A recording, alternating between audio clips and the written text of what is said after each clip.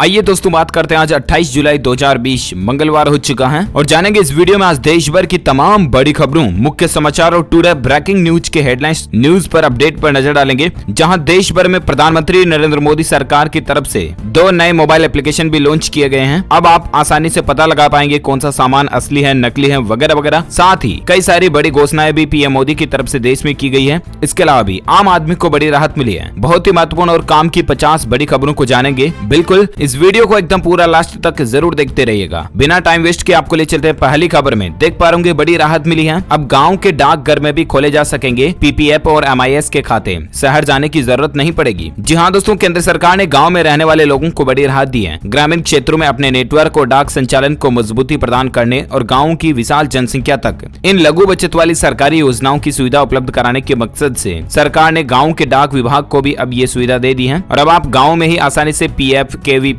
NSC, MIS वगैरह सभी सरकारी स्कीमों के खाते खुला पाएंगे। खुद रविशंकर प्रसाद ने ट्वीट करके बात की जानकारी दी है, आप देख सकते हैं। चलिए अगली खबर है कि अब मौसम ऐप पर मिलेगी आपको आपके शहर के मौसम की नवीनतम जानकारी। जी हां, कब आपके राज्य में वर्षा हो सकती है, कब बिजली गिरने की संभावना है, कब तूफान आंधी आ सकती है, ये सारी जानकारी अब आपको अपने मोबाइल पर ही तुरंत मिल जाएगी। दरअसल पृथ्वी विज्ञान मंत्री हर्षवर्धन ने सोमवार को एक नया मोबाइल एप्लीकेशन लॉन्च किया, जो कि मौसम संबंधित हर जानकारी से आपको अपडेट रखेगा। इस ऐप का नाम ही मौसम ऐप है, तो आप भी इसे प्ले स्टोर और एप्पल के ऐप स्टोर से डाउनलोड कर सकते हैं। अच्छा दोस्तों, ऐप की जब बात हो रही है तो टेक्नोलॉजी के तहत एक और न्यूज अपडेट ये भी है कि मोदी सरकार ने लॉन्च किया ग्राहकों के लिए एक एप्लीकेशन, जिससे कि आप प्रोडक्ट की सत्यता की जांच कर पाओगे। जी हाँ, यानी कि कौन सा सामान असली है या कौन सा सामान नकली है, इस बात का पता महज आप कुछ ही सेकंड में लगा पाओगे। रोजाना हम दोस्तों मार्केट से कुछ न कुछ सामान की खरीदारी तो करते ही हैं, राइट? और ऐसे में बहुत बार हमें नकली सामान से भी धोखा खाना पड़ता है। ऐसे में अब आपके सामने वो दिक्कत नहीं आएगी। दरअसल सरकार ने इसको लेकर एक नया मोबाइल एप्लीकेशन लॉन्च कर दिया।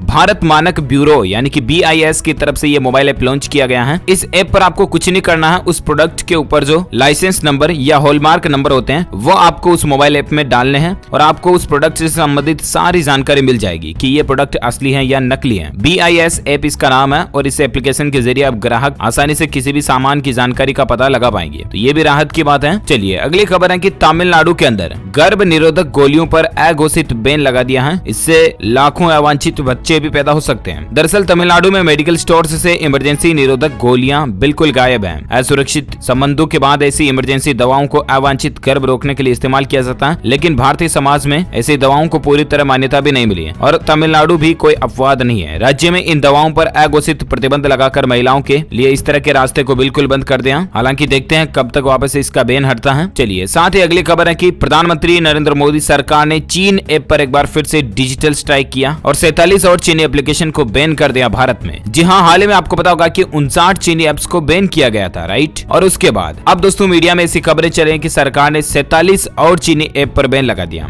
और यहाँ तक कि सरकार की ये भी प्लानिंग हो सकती है कि अलीबाबा और पबजी गेम जैसे 250 चीनी एप्स को बैन करने की सरकार प्लान बना सकती है। इस तरह की भी मीडिया रिपोर्ट्स चल रही हैं। हालांकि दोस्तों उन 47 एप्स की लिस्ट अभी तक जारी नहीं हुई है, लेकिन ये भी चीन के ऊपर भारत का एक नया डिजिटल स्ट्राइक है। अच्छी बात है दोस्तों, जितना ज्यादा हो सके आप भी कम से कम चीनी ऐप्स ही नहीं बल्कि मार्केट में भी चीन के सामानों का कम से कम इस्तेमाल करें जहां तक हो सके, है ना? मेड इन इंडिया को बढ़ावा दें ताकि आत्मनिर्भर भारत एक मजबूत इंडिया बन सके, है ना? चलिए अगली खबर है, अगर आप सोना खरीदने का प्लान बना रहे हैं तो ये नया अपडेट जरूर आपके लिए जान लेना चाहिए। जी हाँ दोस्तों, दरअसल अब सोने की ज्वेलरी पर 1 जून 2021 से अनिवार्य होगी हॉलमार्किंग। सरकार ने इसकी डेडलाइन को बढ़ा दिया। चीनी वायरस की महामारी को देखते हुए केंद्र सरकार ने सोने की ज्वेलरी पर हॉलमार्किंग को अनिवार्य रूप से लागू करने की तारीख को बढ़ा दिया। उपभोक्ता मामलों के मंत्री रामविलास पासवान ने सोमवार को बताया कि डेडलाइन को बढ़ाते हुए 1 जून 2021 कर दिया। सोने पर हॉलमार्किंग मतलब इसकी शुद्धता का प्रमाण होता है और इस तारीख को सरकार ने अब बढ़ा दिया, इसलिए आप सावधानी से सोना खरीदें कुल मिलाकर, है ना? चलिए साथ ही टेक्नोलॉजी को लेकर और एक खबर देख सकते हैं कि टेलीग्राम में जुड़े कई नए फीचर। अब यूजर 2 GB तक की फाइल कर सकेंगे ट्रांसफर। जी हाँ, मैसेजिंग एप्लीकेशन टेलीग्राम ने अपने ग्राहकों के लिए कुछ नए फीचर जोड़े हैं। अब यूजर टेलीग्राम में 2 GB तक की फाइल को ट्रांसफर कर पाएंगे। फाइल किसी भी प्रकार की हो सकती है। टेलीग्राम की ओर से ऑफिशियल नोटिफिकेशन में यह बताया गया। इसके अलावा प्रोफाइल पिक्चर की जगह पर आप वीडियो भी लगा पाएंगे। पहले 1.5 GB फाइल की लिमिट थी, उसको 2 GB कर दिया। साथ ही डेस्कटॉप पर भी मल्टीपल अकाउंट की सुविधा मिलेगी। तो ये दोस्तों व्हाट्सएप की टक्कर में टेलीग्राम कई सारे नए नए फीचर लॉन्च कर रहा है। चलिए साथ ही अगली खबर है, दुनिया भर में भारत से हल्दी की मांग बढ़ी है। इम्यूनिटी बूस्टर के लिए इसका इस्तेमाल किया जा रहा है, क्योंकि दोस्तों आपको पता होगा जब से चीनी वायरस की महामारी दुनिया भर में छाई उसके बाद से ही सभी वैज्ञानिकों, डॉक्टर्स का यही कहना है कि आप अपने शरीर की इम्यूनिटी को जितना अच्छा रखोगे, प्रतिरक्षा तंत्र जितना मजबूत होगा आपका, उतना ही आपकी संक्रमित होने की संभावना कम रहेगी, राइट। और ऐसे में हल्दी एक बहुत ही अच्छा औषधीय मसाला या पदार्थ, जो कुछ भी कहो वो माना जाता है, जो कि इम्यूनिटी बूस्टर करने में बहुत ज्यादा सहायक होता है। इसलिए दुनिया भर में हल्दी की मांग बढ़ी है, भारत से इसका एक्सपोर्ट भी हो रहा है, अच्छी बात है। चलिए साथ ही खबर है कि 1 अगस्त से शेयर बेचने से पहले भी 20% देनी होगी मार्जिन, रिटेल निवेशक पर भी पड़ेगी ज्यादा मार। शेयर बेचने के लिए 2 दिन बाद ही खरीद पाएंगे नया स्टॉक। जी हाँ, शेयर मार्केट में काम करने वाले लोगों के लिए बड़ी खबर है। दरअसल पूंजी बाजार नियामक सेबी का काम एक रेगुलेटर के तौर पर निवेशकों की सुरक्षा करना और बाजार को सही तरीके से चलाने का है। और ऐसे में दोस्तों 1 अगस्त से अगर आप शेयर बेचेंगे तो आपको इस पर कम से कम 20% का केस या शेयरों की गिरवी के रूप में मार्जिन देना होगा। साथ ही आप शेयर बेचने के 2 दिन बाद ही नया शेयर खरीद पाएंगे, क्योंकि आप कोई भी शेयर बेचते हैं या उसका पैसा 2 कारोबारी दिनों के बाद आपके खाते में आता है। तो ये नया नियम बन चुका है, 1 अगस्त से लागू होगा। शेयर मार्केट में काम करने वाले लोगों के लिए बहुत ही इंपॉर्टेंट अपडेट है ये। चलिए अगली खबर है कि अगर ट्राई ने लागू किया ये नियम तो बंद हो जाएंगे 100 से ज्यादा टीवी चैनल्स। आखिर क्या है ये रूल? तो दरअसल टीवी ब्रॉडकास्टर्स में इन दिनों खलबली मची हुई है। दूरसंचार नियामक ट्राई के एक आदेश ने उन्हें परेशान कर दिया। जी हाँ, ट्राई ने उन्हें नए टैरिफ ऑर्डर का तुरंत पालन करने के निर्देश दिए। नए टैरिफ ऑर्डर में जो चैनलों के लिए कुछ नई गाइडलाइंस, नए नियम, न्यू रूल्स एंड रेगुलेशंस जो अपडेट हैं, वो अगर कोई चैनल फॉलो नहीं करता है तो फिर उन चैनल को बंद होना पड़ेगा। और ऐसे में 1 दर्जन चैनल हैं जो अगले कुछ साल में बंद होने की कगार पर भी चल रहे हैं। और अगर नियम का पालन नहीं करते तो कम से कम 100 से 150 टीवी चैनल्स बंद हो सकते हैं। चलिए अगली खबर में बात करें राम मंदिर को लेकर कुछ इंपोर्टेंट अपडेट्स। देख पा रहे कि राम मंदिर के लिए दी जा रही इतनी चांदी की ईंटें की रखने के लिए जगह भी नहीं है। ट्रस्ट ने दानदाताओं से एक अपील भी की है। जी हाँ, आपको पता होगा कि 5 अगस्त से राम मंदिर निर्माण का मुहूर्त होने जा रहा है। और ऐसे में अयोध्या में राम मंदिर निर्माण जल्द ही शुरू हो जाएगा। मंदिर निर्माण के लिए दानदाताओं को चांदी की ईंटें जो दान करें उनकी बहुत ज्यादा संख्या बढ़ चुकी है। इतनी ईंटें दान की जा रही है कि रखने की भी जगह नहीं बची है। मंदिर के ट्रस्ट ने अपील की है कि दानदाता अब चांदी की ईंटें न दान करें, ईंटों के बजाय केस दान करें। श्रद्धालु देखिए जरा, राम जी के प्रति राम मंदिर के लिए श्रद्धा कितनी है लोगों में, इस बात का अंदाजा आप आसानी से लगा सकेंगे। और एक खबर देख सकते हैं कि अयोध्या में श्री राम जन्मभूमि का इतिहास बताने के लिए 2000 फीट नीचे डाला जाएगा टाइम कैप्सूल। जी हाँ, आप ये सोच रहे होंगे दोस्तों कि आखिर ये टाइम कैप्सूल क्या होता है। तो ये एक इस तरह की चिप या डिवाइस वगैरह ऐसा एलिमेंट्स आप समझ सकते हैं, जो कि इन द फ्यूचर यानी कि भविष्य में राम मंदिर से जुड़ी तथ्यों को, फैक्ट को बचा कर रखेगा। अगर वहां पर खुदाई वगैरह होती है तो उस टाइम कैप्सूल की मदद से लाखों सालों बाद भी यहाँ पर राम मंदिर था, इस बात का आसानी से पता लगाया जा सकेगा।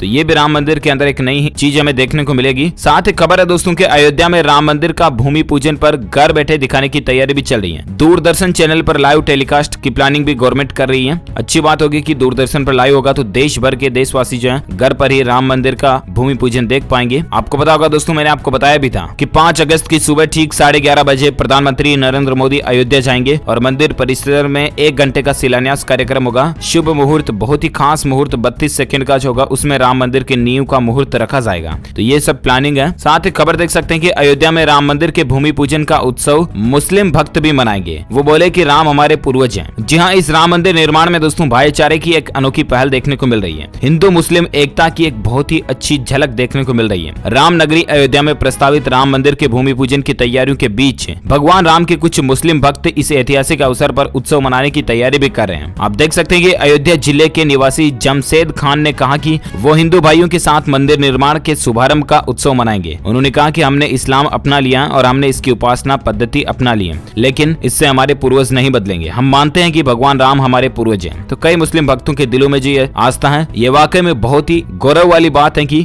धर्म निरपेक्षता यहाँ पर नजर आती है, बिल्कुल भाईचारे का प्रतीक है। अगर आप भी दोस्तों इस हिंदू मुस्लिम एकता से बेहद खुश हैं तो प्लीज इस वीडियो पर एक लाइक जरूर करना, दिल से लाइक करना, ज्यादा से ज्यादा लाइक करके शेयर भी करना अपने दोस्तों के साथ फेसबुक और व्हाट्सएप पर, ताकि उनको भी ये महत्वपूर्ण जानकारियां मिल जाए। और कमेंट बॉक्स में जय श्री राम जरूर लिखिएगा, अभी का अभी लिख दीजिए जय श्री राम। चलिए इसी बीच राम मंदिर को लेकर वाली खबर देख सकते हैं कि पीएम मोदी के साथ देश की 50 प्रमुख हस्तियां भी रहेगी राम मंदिर के दौरान। तो ये भी अच्छी बात है। साथ ही अपडेट है दोस्तों की रामलला के भक्तों के लिए खुशखबरी है। अब सुबह 7 बजे से लेकर 12 बजे तक दर्शन कर पाएंगे। जी हाँ, अयोध्या में राम मंदिर निर्माण के हलचल के बीच जिला प्रशासन ने रामलला के दर्शन की अवधि में भी बदलाव किया है। अब श्रद्धालु 1 घंटे ज्यादा दर्शन कर पाएंगे। ये बदलाव समय समय पर मौसम के अनुसार होता रहता है। तो कुल मिलाकर के अब दर्शन सुबह 7 बजे से लेकर 12 बजे तक हो पाएंगे, जो कि पहले 11 बजे तक की टाइम थी, तो उसको 1 घंटा बढ़ा दिया। अच्छी बात है। चलिए अब बात करते हैं कुछ और अलग खबरों में, जहां देख पा रहे कि उत्तर प्रदेश में अब भूख से नहीं मरेगी गायें, क्योंकि मुख्यमंत्री योगी आदित्यनाथ ने एक बड़ा फैसला लिया। दरअसल उत्तर प्रदेश के मुख्यमंत्री ने गौशालाओं में खाने को भरपेट चारा दिया जाएगा। उन्होंने कहा कि ये सरकार का एक बड़ा बड़ा फैसला है जिससे कि गाय का पेट भरेगा तो यूपी में प्रदूषण भी कम होगा और गौमाता की सेवा तो होगी ही, अच्छी बात है। साथ ही खबर है कि मध्य प्रदेश बोर्ड को लेकर अपडेट देख पा रहे होंगे। शिवराज सरकार 12वीं के छात्रों को लैपटॉप के लिए 25,000 रुपए देगी। जी हाँ, मध्य प्रदेश के मुख्यमंत्री शिवराज सिंह चौहान ने रविवार को मेधावी कक्षा 12वीं के छात्रों को लैपटॉप देने के लिए राज्य सरकार की योजना को फिर से शुरू करने का घोषणा किया है। दरअसल आपको पता होगा कल ही मध्य प्रदेश बोर्ड का रिजल्ट अनाउंस हुआ था, राइट। और इसके बाद ये घोषणा मध्य प्रदेश सरकार की तरफ से की गई है कि 12वीं में जो टॉपर्स छात्र रहे उनको सरकार लैपटॉप के लिए 25,000 रुपए की सहायता राशि देगी। अच्छी बात है, होना ही चाहिए, इससे छात्रों को मोटिवेशन मिलता है। अच्छा दोस्तों, मध्य प्रदेश बोर्ड को लेकर और एक खबर ये भी है कि जो स्टूडेंट्स 12वीं में फेल हो चुके हैं उन छात्रों के लिए 3 विकल्प होंगे। एक तो मध्य प्रदेश बोर्ड की तरफ से एक नई स्कीम चलाई जाती है जिसका नाम है रुक जाना नहीं योजना, ठीक है ना। इस योजना के तहत कोई स्टूडेंट्स अगर 5 सब्जेक्ट्स में से 3 में या 2 में फेल हो जाता है तो वापस उन्हें परीक्षा में बैठने की इजाजत मिलेगी ताकि उन स्टूडेंट्स का साल खराब नहीं हो वगैरह वगैरह, उन्हें पास होने का और एक मौका मिलेगा। और भी कई सारे विकल्प जो मध्य प्रदेश स्टूडेंट्स के लिए सरकार की तरफ से दिए जा रहे हैं, अच्छी बात है। आप भी डिटेल से इनकी देख सकते हैं। सप्लीमेंट्री परीक्षा और रीटोटलिंग कराकर भी पास होने का विकल्प मिलेगा, अच्छी बात है। चलिए साथ ही खबर देख सकते हैं, विज्ञान की एक नई खोज देखिए। वैज्ञानिकों ने तैयार किया एक अनोखा बेल, अब कोस्मो से सिर्फ नर बछड़ों का ही जन्म होगा। जी हाँ दोस्तों, ये कोस्मो बेल इसका नाम रखा गया। वैज्ञानिकों ने एक ऐसी बेल की किस्म तैयार की है जिससे अगर बच्चे पैदा होंगे तो वो सिर्फ मेल यानी कि बोले तो जिनका जेंडर मेल होगा या नर बछड़े ही पैदा होंगे, मादा नहीं होगी, है ना। मतलब गाय पैदा नहीं होगी, उनसे बेल ही पैदा होंगे। इस तरह का बेल भी विकसित कर लिया। इसके जीनोम में कुछ बदलाव किए गए थे, क्रोमोसोम्स और जीनोम में चेंजेस करके वैज्ञानिकों ने इस तरह का अनोखा बेल बनाया है। तो ये वाकई में किसी चमत्कार से कम नहीं है, लेकिन कहीं ना कहीं लगता है कि प्रकृति के साथ छेड़छाड़ भी है ना। आपकी क्या राय है कमेंट करके बताइएगा। चलिए अगली खबर है दोस्तों की, अब रूस ने दिया चीन को तगड़ा झटका,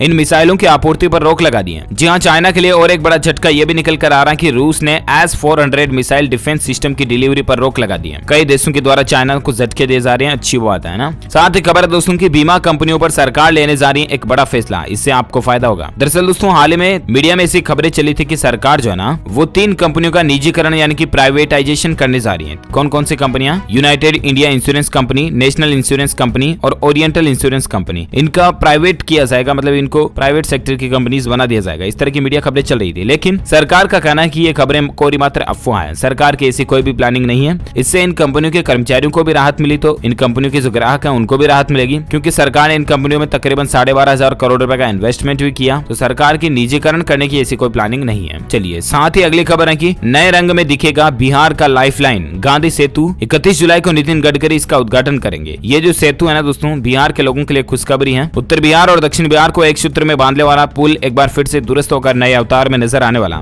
महात्मा गांधी सेतु का पश्चिमी लेन बनकर तैयार हो चुका है और इस पुल पर 31 जुलाई से आम लोग भी अपनी गाड़ियों को फराटे भरते नजर आएंगे। इसका वीडियो कॉन्फ्रेंसिंग के जरिए उद्घाटन किया जाएगा 31 जुलाई को, ठीक है। चलिए साथ ही अगली खबर है कि चीनी वायरस की जांच की नई तकनीक देखिए। अब घंटों इंतजार नहीं करना पड़ेगा, बल्कि सिर्फ आधे घंटे में इसकी रिपोर्ट मिल जाएगी। जी हाँ, कोई व्यक्ति चीनी वायरस से पॉजिटिव यानी कि संक्रमित है या नहीं, इस बात का पता अब महज 30 मिनट में चल जाएगा। दरअसल सिंगापुर के वैज्ञानिकों ने एक ऐसी तकनीक विकसित की है जिससे कि प्रयोगशाला में होने वाली चीनी वायरस की जांच के नतीजे केवल 30-36 मिनट में ही आ जाएंगे। मौजूदा सिस्टम जो चलता है उसमें कई घंटे लग जाते हैं, 2 दिन 3 दिन भी लग जाते हैं। तो अब ये भी अच्छी राहत की बात है, धीरे धीरे ये पूरी दुनिया में तकनीक अपनाई जाएगी। चलिए अगली खबर है कि चीनी वायरस के चलते छत्तीसगढ़ की महिलाओं ने गाय के गोबर से बनाई जीवाणुनाशक राखियां। और इस बार आपसे भी अपील है, प्लीज रिक्वेस्ट है मेरी पर्सनली कि रक्षाबंधन के मौके पर आप चाइनीज राखी वगैरह तो बिल्कुल भी ना खरीदें, ठीक है ना। स्वदेशी राखियां खरीदें, इससे एटलीस्ट भारत की कमाई भारत में ही तो रहेगी ना। भारत के लोगों को तो रोजगार मिलेगा, महिलाओं के लिए भी फायदा होगा, अच्छी बात है। साथ ही खबर देख सकते हैं, मौसम समाचार को लेकर कुछ अपडेट्स जानते हैं फटाफट से। बाढ़ से तबाही मची है, बिहार की 10 नदियां फिर से लाल निशान के ऊपर चढ़ चुकी हैं। मुजफ्फरपुर में रिंग बांध टूट चुका है, मोतिहारी में NH यानी कि नेशनल हाईवे क्षतिग्रस्त भी हो चुका है। ये कुछ हालातों की तस्वीरें भी आप देख सकते हैं। इसके अलावा मौसम विभाग की तरफ से 20 राज्यों के इन 150 शहरों में अगले 24 घंटों के दौरान मध्यम से भारी बारिश का अनुमान है। पूरी लिस्ट आपको बताएंगे कि दोस्तों कौन कौन से राज्यों में अगले 24 से 48 घंटों के दौरान बारिश हो सकती है। इससे पहले मौसम को लेकर कुछ और अपडेट भी आप देख पा रहे कि बिहार में बाढ़ के बाद देखिए, जब देखते ही देखते महज 5 सेकंड में जमीजौंद हो गई पुलिया। ये पुलिया भी टूट चुकी है बाढ़ के चलते, इसका वीडियो फुटेज भी देखने को मिल रहा है। साथ ही खबर है दोस्तों की, मौसम विभाग का भारी से भारी बारिश का अलर्ट है। कई राज्यों में बिजली भी गिर सकती है। भारी बारिश की चेतावनी तो आई, लेकिन कई राज्यों में बिजली गिरने की चेतावनी भी जारी की गई है। कौन कौन से राज्यों में? अरुणाचल प्रदेश, असम और मेघालय, नागालैंड, मणिपुर, मिजोरम और त्रिपुरा समेत कई राज्यों में भारी बारिश के साथ बिजली गिर सकती है। ये अनुमान है IMD का, यानी कि भारतीय मौसम विज्ञान विभाग की तरफ से जो बुलेटिन जारी किया गया उसमें यह बताया गया। चलिए साथ ही संपूर्ण भारत के आज 28 जुलाई के मौसम पूर्वानुमान की अगर बात करें ना, तो दोस्तों अगले 24 घंटों के दौरान उप हिमालय, पश्चिम बंगाल, सिक्किम, पूर्वोत्तर भारत, तटीय कर्नाटक और केरल में भारी बारिश होने की संभावना।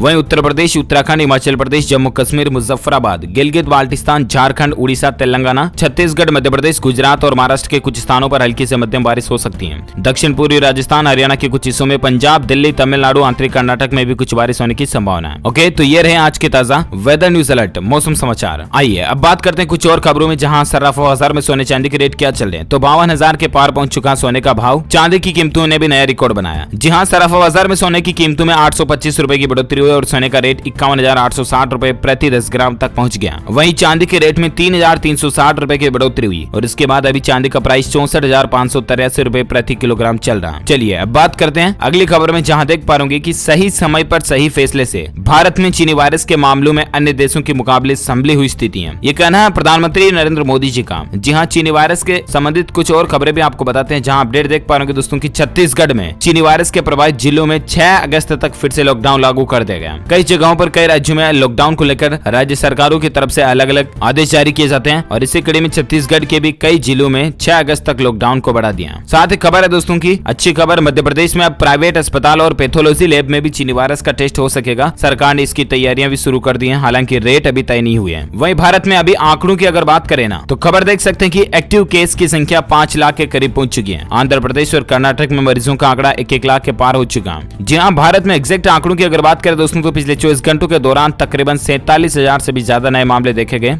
और इसके बाद संक्रमित लोगों की संख्या 15 लाख के करीब पहुंच चुकी है। 14,82,83,84,000 तक आसपास आंकड़ा पहुंच चुका है, जिनमें से तकरीबन 5 लाख यानी कि 4,95,000 लोग एक्टिव हैं, सक्रिय हैं, जिनका इलाज चल रहा है। वहीं 9,53,000 लोग ठीक हो चुके हैं, रिकवर्ड हो चुके हैं। भारत में टोटल जान जाने वाले लोगों की संख्या का आंकड़ा 33,448 तक पहुंच चुका है। वहीं दुनिया भर की बात करें दोस्तों, तो अब तक 6.5 लाख से ज्यादा लोगों की दुनिया भर में जान जा चुकी है। स्पेन में जान जाने वाले लोगों का आंकड़ा ऑफिशियल डेटा 60% से ज्यादा है। दुनिया भर में 1,64,00,000 से भी ज्यादा मरीज इस वायरस की बीमारी से, महामारी से संक्रमित हो चुके हैं। तो ये रहा इसके ताजा आंकड़ों की बातें। और एक खबर देख सकते हैं कि टेस्टिंग बढ़ाकर चीनी वायरस रोकने पर जोर। पीएम मोदी ने कहा कि आज भारत में 5 लाख से ज्यादा टेस्ट हर रोज हो रहे हैं। आने वाले दिनों में हर दिन 10 लाख टेस्ट करने की कोशिश भी जारी है। ये भी अच्छी बात है। चलिए अब बात करते हैं देश की कुछ और बड़ी खबरों में, जहां खबर देख सकते हैं पीएम मोदी न करते अगर पहल तो आज हमारे पास राफेल लड़ाकू विमान भी नहीं होते। रिटायर्ड एयर मार्शल की तरफ से यह बयान निकल कर आ रहा है। और एक खबर है कि सुप्रीम कोर्ट में केंद्र सरकार ने पीएम केयर्स फंड का किया बचाव। सुनवाई पूरी हो चुकी है, फैसला भी सुरक्षित रहा। जी हाँ, कुछ दलीलें दी गई थी दोस्तों सुप्रीम कोर्ट में कि पीएम केयर्स फंड जो है वो चीनी वायरस के खिलाफ एक स्वैच्छिक योगदान का कोष है, एनडीआरएफ वगैरह में इसको मिलाया जाना चाहिए।